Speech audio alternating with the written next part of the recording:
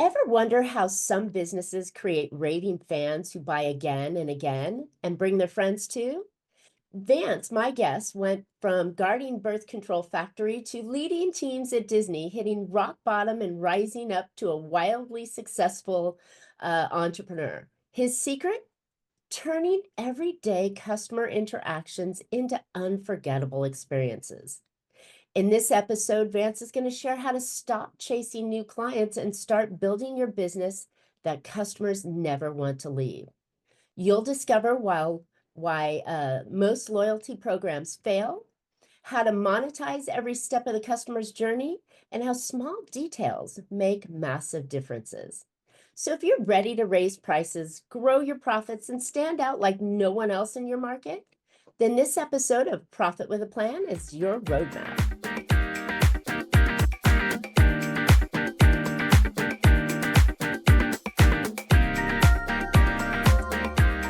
Hey, entrepreneurs, are you working too hard for too little profit? Well, welcome to Profit with a Plan podcast, where we help you scale smarter, increase profitability, and build a business that's worth more, whether you keep it or sell it. I'm Marcia Riner, business growth strategist and the profit booster behind Infinite Profit. I've helped countless entrepreneurs to turn their business into highly profitable and sale-ready assets, so they enjoy more income now and a bigger payout later on. So join me for practical strategies, expert insights, and proven steps to make your business more profitable, more valuable, and built to last. By the way, today's episode is sponsored by Infinite Profit, where we don't just talk profit, we deliver it. So before we dive in, I've got something special for you. If you feel like you're doing everything right, but still not seeing the results you want, it might be time for a fresh perspective. That's where we're offering a free growth and marketing audit. And in just one powerful session, we'll uncover opportunities to drive real growth for your business. If you're ready to make an impact, visit profitbooster.biz and let's get started. All right, let's jump into today's episode. My guest today is Vance Morris. Vance is a former Disney leader turned service experience strategist with one of the most unconventional entrepreneurial journeys out there. He's done everything from security guard at a birth control factory to bankrupt executive, a carpet cleaner, and now a highly sought after consultant and speaker. Vance is the founder of Chesapeake Service Solutions, where businesses design client experiences that not only retain customers, but turn them into a loyal brand ambassadors. Drawing from his time at Disney and his years of hands-on business growth, he's built a proven framework that transforms ordinary interactions into unforgettable moments that drive profits. Vance is the go-to expert when it comes to monetizing your customer journey. Welcome, Vance, to Profit with a Plan. I'm excited to have you on today. Well, thank you, Marcia. That was quite the intro. I hope I live up to it. Oh, of course you will. Of course you will. My boyfriend Chad helped me work that one out. Oh my goodness. All right. Well, I have to send him a gift card or something. I don't think he'll take it. GPT is his last name, so. Okay.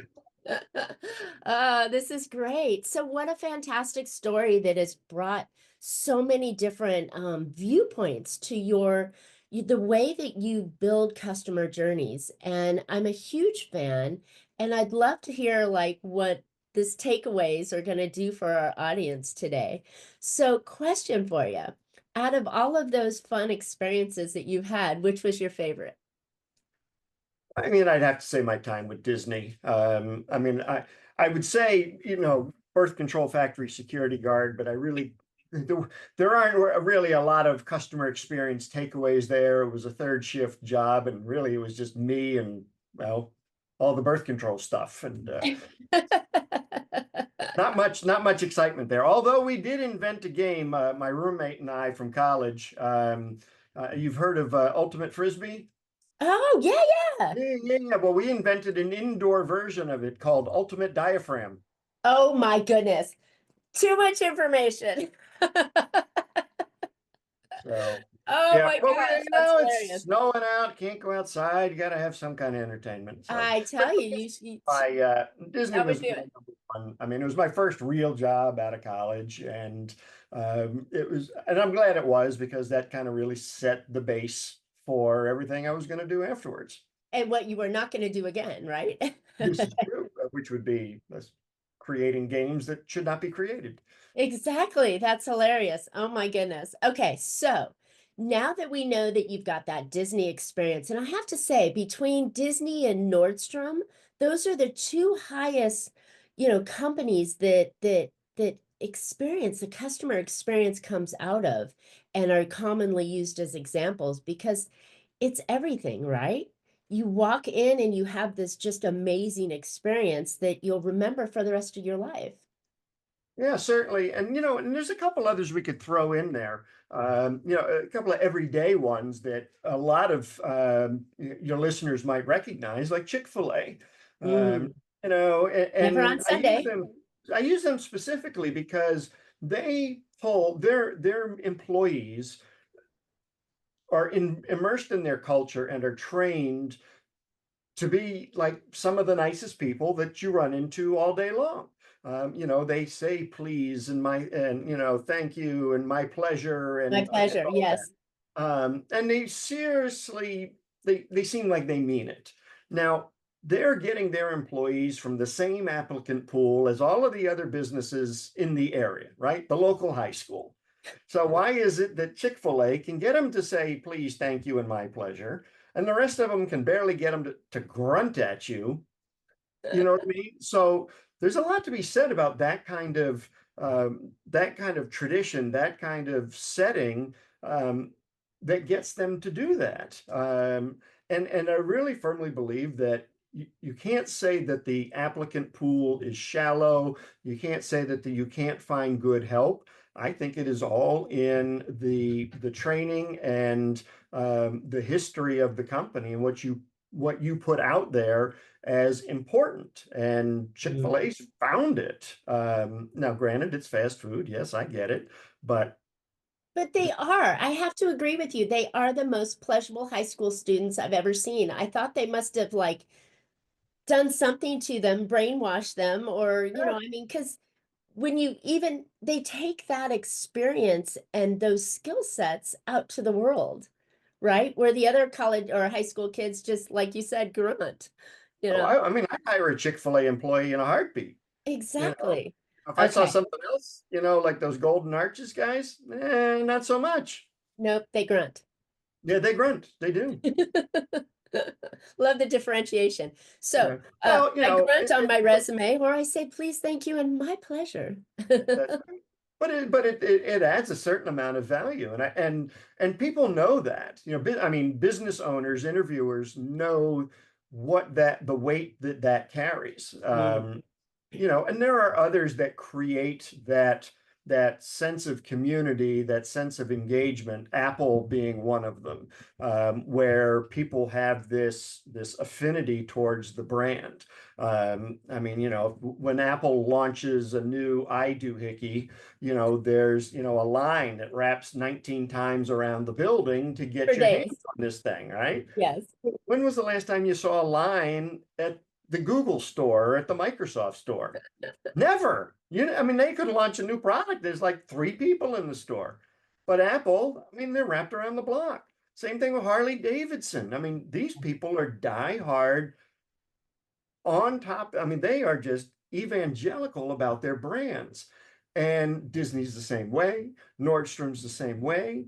And that's what we want to try to do with our businesses is how do we as small business owners get our customers to be as rabid, as evangelical, as screaming from the mountaintops about our clothing store, about our carpet cleaning business, about whatever it is we do.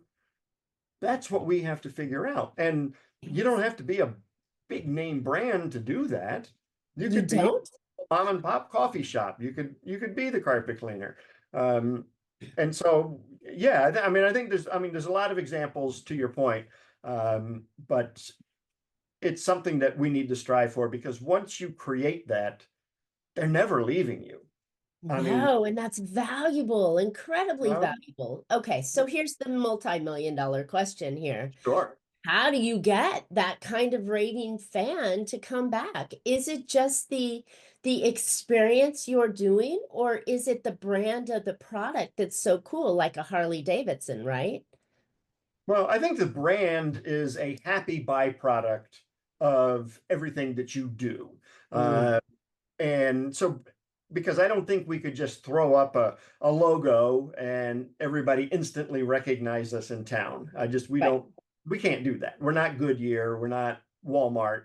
Um, I mean, and I would challenge the Goodyear marketing people and advertisers to say, dudes, when you put that blimp up over top of the Baltimore Ravens football stadium, how many tires did you sell? Oh, They none. have no idea. They can't answer the question. And they probably didn't sell any because they put the blimp up there. The only time they sell tires is when somebody has a blowout or they're bald. But yet there's the blimp. It makes makes the shareholders happy that the blimp's up there. And okay, Mm. well, I guess our money's being well spent. Um, so how do you do it? Well, first and foremost, we have to stop, as small business owners, we have to stop pretending that we are a big company. Yes. For example, so I started my carpet cleaning business at the same time as a buddy of mine. And he's actually not too far from here. And we went vastly different paths on how we grew our business. Actually, he didn't really grow. So he decided he was going to be like a corporate guy. Okay. And I'm like, all right, Chris, if that's what you want to do, knock your socks off. So when you call him, first, you don't get a person, which is a Mm. huge thing. You want to get ahead in this world these days, answer your phone live. That'll set Wow. you apart by a million miles. Anyway, so you call him and you get the machine and you press 1 for residential, you press 2 for commercial, you press 3 for janitorial, you press 4 for God knows what else he does. He's The one phone guy. tree. And all of those options go right to his cell phone. Why you, excuse the language, you're pissing people off by sending them to a phone tree to push buttons when there's only one dude. I don't get it. He wanted to feel big. He wanted to look big. But that's being transactional, Mm. not creating emotional connections. So if you look at any of my marketing for my home service businesses, and even some for my consulting business, I shamelessly use my children in my marketing. I it's all over the place. So like my daughter, Emma, she's 17 now, so she's kind of outgrown the cute phase. But I would use her in my newsletters all the time. She used to do ballet, and I would take the obligatory picture of her in her tutu every year at the recital, and then I would put it in my newsletter. And it went out to a couple thousand of my carpet cleaning clients. We were in the grocery store one day, and this lady came running up to us. Actually, she came running up to Emma. She didn't come running up to me. Said, "Oh my Uh, God, Emma, how was your recital?" you're a star. And I'm like, "Well, no." She and I looked at each other like, "We're getting the hell out of here. Go hide in the frozen food section. Who's this nutty, trying to looking at us?" And then I had to think, "Oh, wait, she's got to be one of my clients. She has watched my daughter, let alone her 3 older brothers, grow up. Yep. Kids have thousands of aunts and uncles that they'll never meet. Mm. But this lady is never leaving me. I've Mhm. created an emotional connection with this person and probably hundreds, if not thousands of others, just by shamelessly using my kids. I would have to royally screw up for this woman to leave me. Wow. And so, and I do this with all different things. I mean, it's not just using my kids, but People use puppies. what's that? The people use puppies and I their use cat. puppies. I mean, if you like to fish, go out and, picture Yep. you standing in the river with a fish hook, whatever. But because all of those things, you have something in common with a certain subset of your customers. Right. And it shows that you are a real person. It shows that you are a human. And honestly, when you do that kind of stuff, it shows you can have fun. I mean, Mm. and entertaining, I think, is 90% of the battle in small business marketing. Because if you're boring, nobody's going to read your stuff. Nobody's going to watch your I stuff, right? Yeah, that makes total sense, right? You put out the traditional, here's the state of the market, newsletter, let's play realtor here, right? Right. House is sold, this is the price, here's that, and if you upgrade your kitchen, you can get this much more for your house, right? Boring. But a lot of people read that because they want to know what the neighbors got for their house, so their house is worth something, right? Yeah. But Let's it's talk it's about, not doing it's not doing the connection work, because does that well, mean that when I'm ready to sell my house, I'm gonna go to that realtor that's been sending me newsletters for, 100 years? yeah. Well, what the thing is that you entertain them. Now, I wrote, I think we were talking before we started recording about the dentist. Nobody chooses a dentist by their ability to be a dentist, right? Because we choose by the pictures online. Oh, that's a nice office. Oh, Yeah, the a nice looking dental assistants. Or we choose by reviews.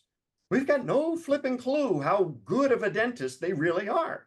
that's We right. really don't. We have no way of measuring it. Did they graduate to the top of the class or the bottom of their class? It's But in crazy. order for the dentist to be marketed, now here's where I went a little askew in my writing, is I compared it to Kim Kardashian. Oh no. Well, but see, she is a master. She's not very good at anything, if you think No, about yes, that's her it, claim to fame.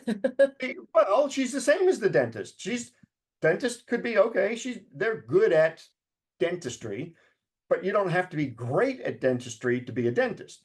Mm, Kardashian's good at something, I'm sure, but she's great at marketing herself and mm, her family and her brand. That's what the mhm. dentist has to do. They've got to be great at marketing, telling the story, entertaining people. I mean, the Kardashians are in the news weekly at least, if not more frequently. For what? Are your podcast guest appearances leading to real business, or are you just hoping that listeners will take action? With the Profit Booster Podcast Monetization Hub, we turn your interviews into lead generating machines so that you capture, nurture, and convert listeners into paying clients. So stop leaving money on the table and get started today at profitboosterpod.com. I mean, the latest butt tuck that she got. Really. I mean, but this is look at where we put our emphasis in our society. It's not on education. No. Otherwise, school teachers would be paid as much as entertainers, Mm. Wouldn't that be right? a lovely thought, right? For Well, some it would, teachers but I raising our can't fix kids the for us. world. That's crazy.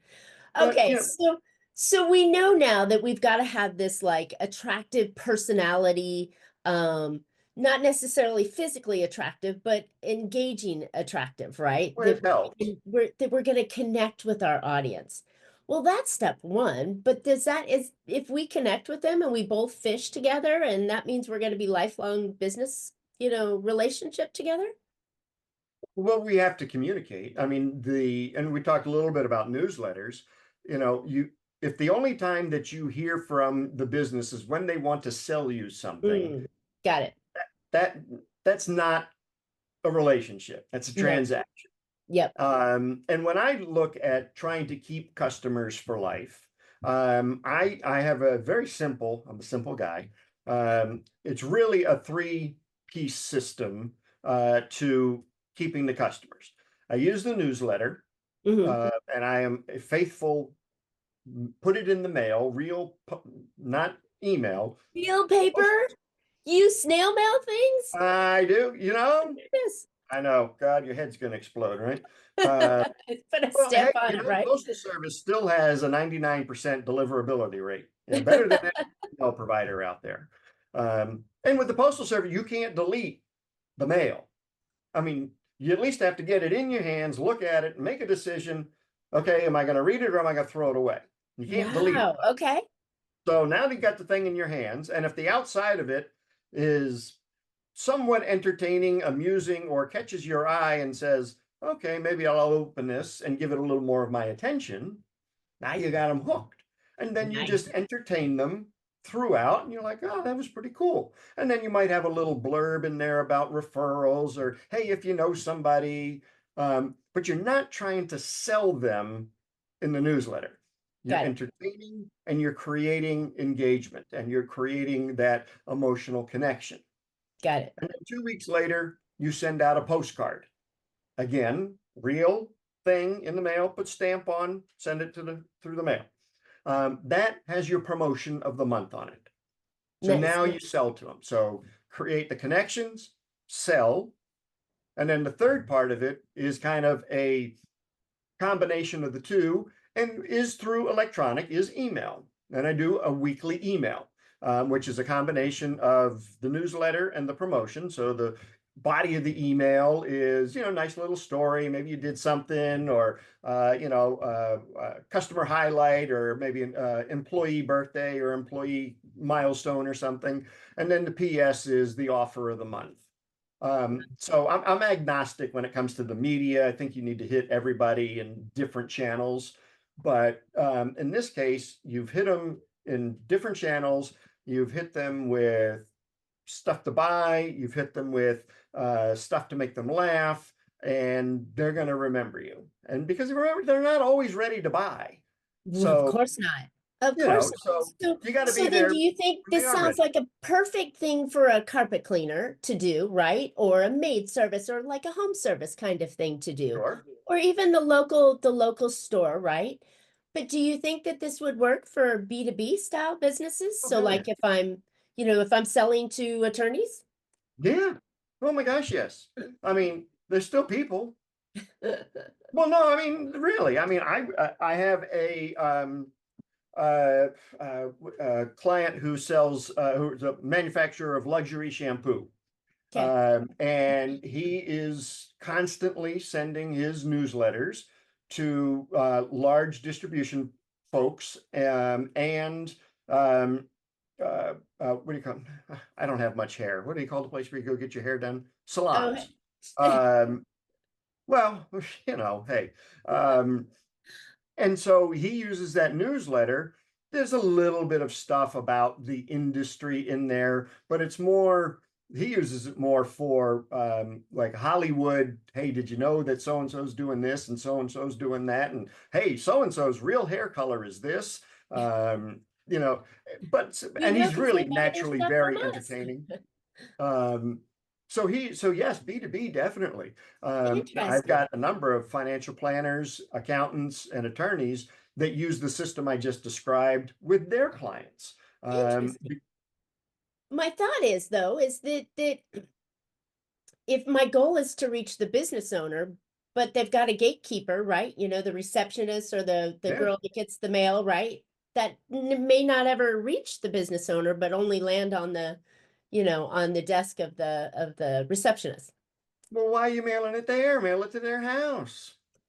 Ah, okay. So now you get sneaky and you go Now you behind get it. That's why I sneaky. was asking the B2B. Would this work if I was Oh, mailing or to or hey, depending on how big of a fish they are, put it in a FedEx.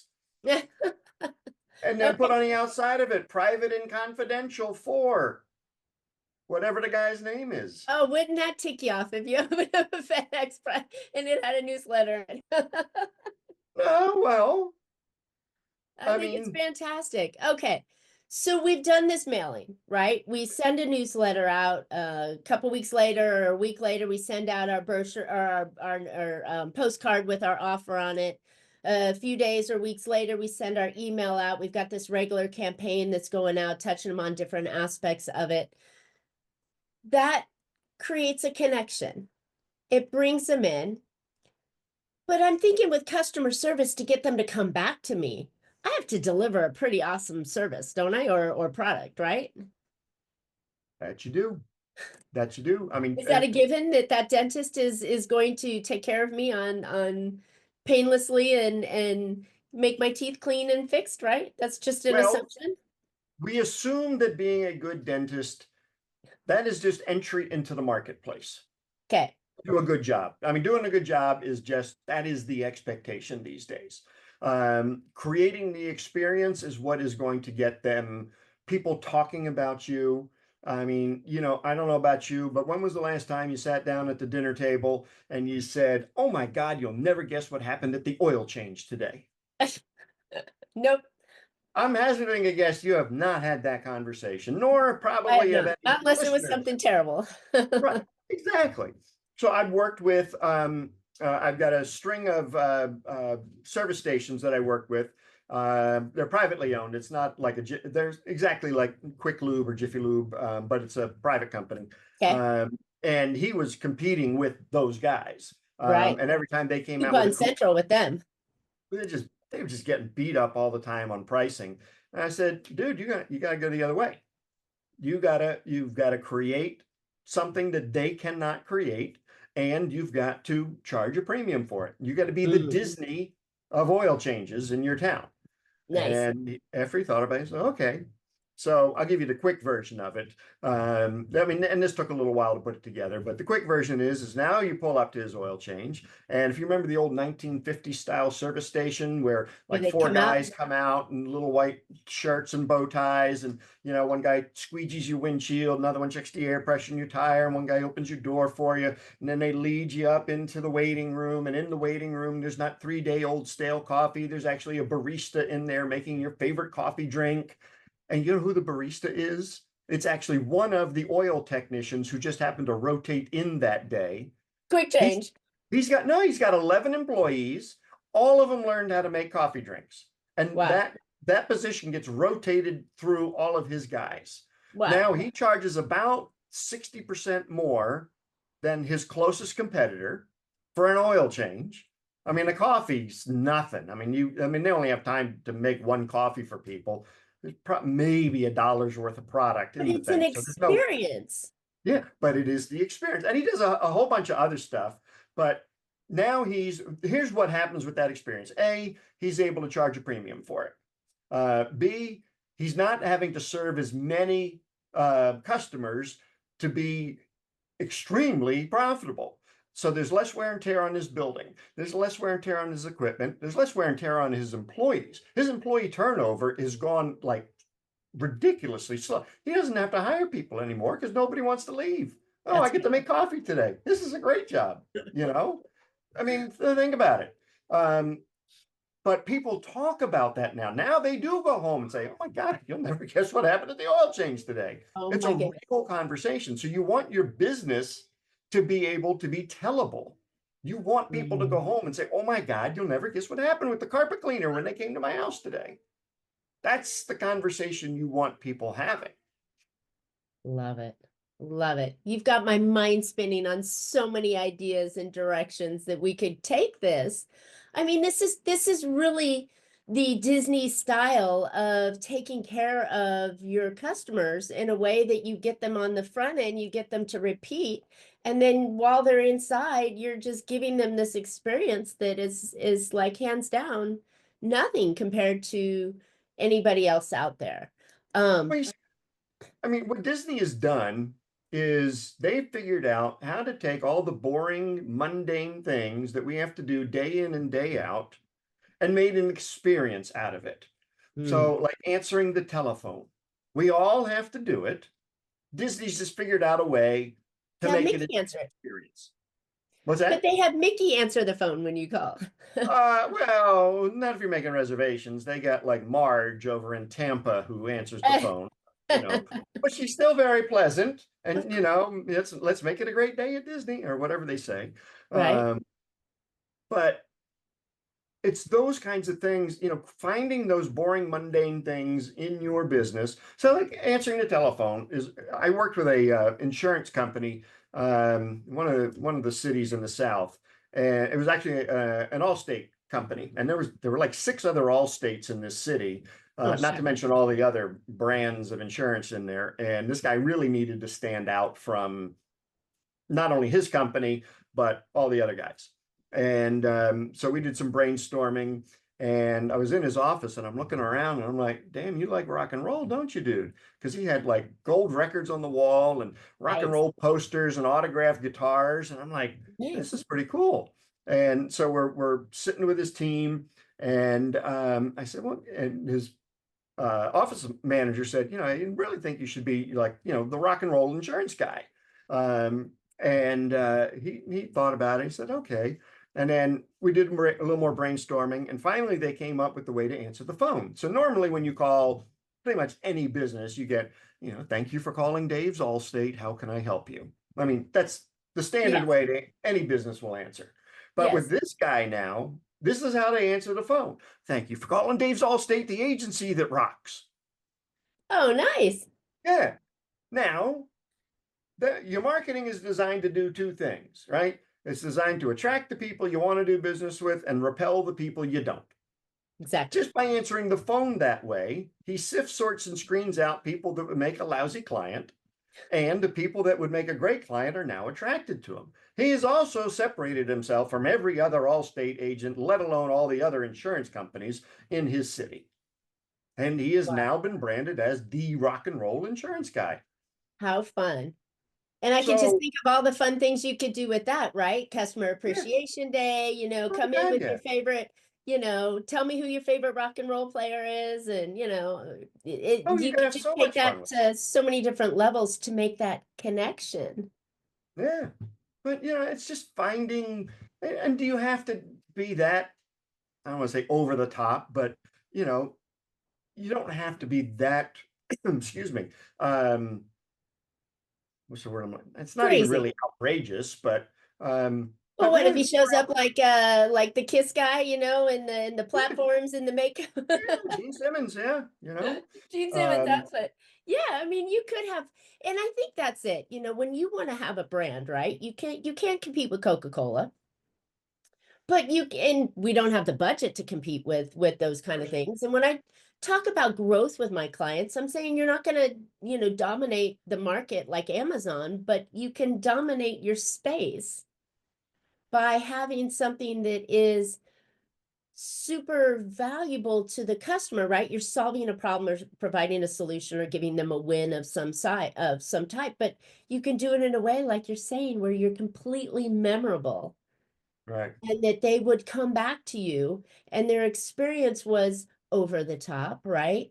I remember when a financial advisor friend of mine used to have a welcome sign that would be at the front parking space. This is for Mr. and Mrs. Smith.